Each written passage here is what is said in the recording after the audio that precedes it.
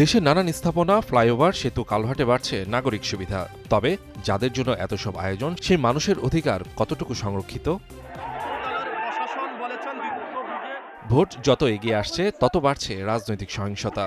গেল নভেম্বরে আগের ৩ মাসের চেয়ে বেড়েছে সহিংসতায় নিহতের সংখ্যা।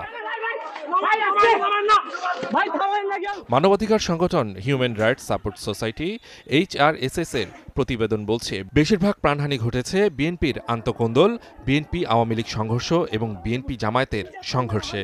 অন্যান্য সহিংসতার ঘটনা সহ জানুয়ারি থেকে সেপ্টেম্বর পর্যন্ত নিহত হয়েছেন ১০৭ জন, যাকে উদ্বেগজনক বলছেন HRSS এর নির্বাহী পরিচালক।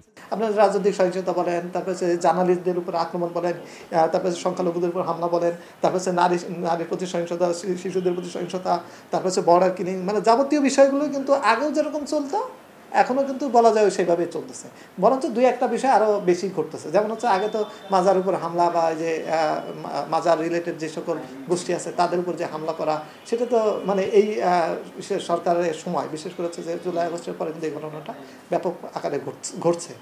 এটা একটা মানে আশঙ্কার দিকে। একটা হচ্ছে যে আপনার হলো মব ভায়োলেন্স, যেটা আমরা বলতেছি মব সহিংসতা, এটা তো মানে সরকার কন্ট্রোল করতে পারতেছে না। আমরা বলতে পারি অন্তর্বর্তীকালীন সরকারে যারা আছে মানবাধিকারের উন্নতির জন্য তাদের ইচ্ছা আছে, চেষ্টা আছে, কিন্তু ওই যে আইন শৃঙ্খলা রক্ষাকারী বাহিনীর যে দুর্বলতা, সেটাকে তো তারা তো উন্নতি করতে পারে।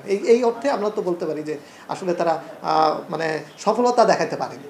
এসব ঘটনায় জাতীয় নির্বাচন ঘিরে শুধু সাধারণ মানুষই নন, সাংবাদিক ও মানবাধিকার কর্মীরাও রয়েছেন ঝুঁকিতে।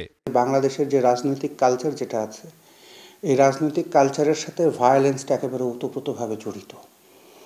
সেটা আপনি যে রাজনৈতিক দলই বলেন আর যেখানে যাই বলেন, সমস্ত পরিস্থিতিতে আমরা দেখেছি যে যখনই একটা ডেডলক দেখা গেছে, একটা ভায়োলেন্সের ভিতর দিয়ে একটা সমাধান করার চেষ্টা। সিকিউরিটি ফোর্সের বিহেভিয়ারে কিছু জায়গায় এখনও কনসার্নের জায়গাগুলো রয়ে গেছে, সেটা হচ্ছে যে political violence and mob violence. আমার মনে হয় যে এই জায়গাটাই এখন সবচেয়ে বেশি জোরটা দেওয়া দরকার, যে political violence and mob violence বিশেষ করে ইলেকশনের আগে যাতে না হয়। সংখ্যালঘু সম্প্রদায় এবং আমাদের চিটাগং হিল ট্রাক্টসের যে অধিবাসী আছেন, আদিবাসী জনগোষ্ঠী, আমাদের ভাই বোনরা যারা আছেন, তাদের অধিকারগুলোর প্রতি শ্রদ্ধাশীল থাকা। সো এই জায়গাগুলোকে একটু বিশেষ খেয়াল করে একটু করতে হবে, গুরুত্বের সাথে এগুলোকে একটু দেখতে হবে, একটু সেন্সিটিভ থেকে দেখতে হবে, কারণ বিষয়গুলো সবসময় সেন্সিটিভ।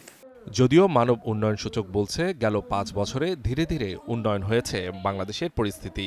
দক্ষিণ এশিয়ায় শ্রীলঙ্কার পরই রয়েছে বাংলাদেশের অবস্থান। Suman Mahmud, star news, Dhaka.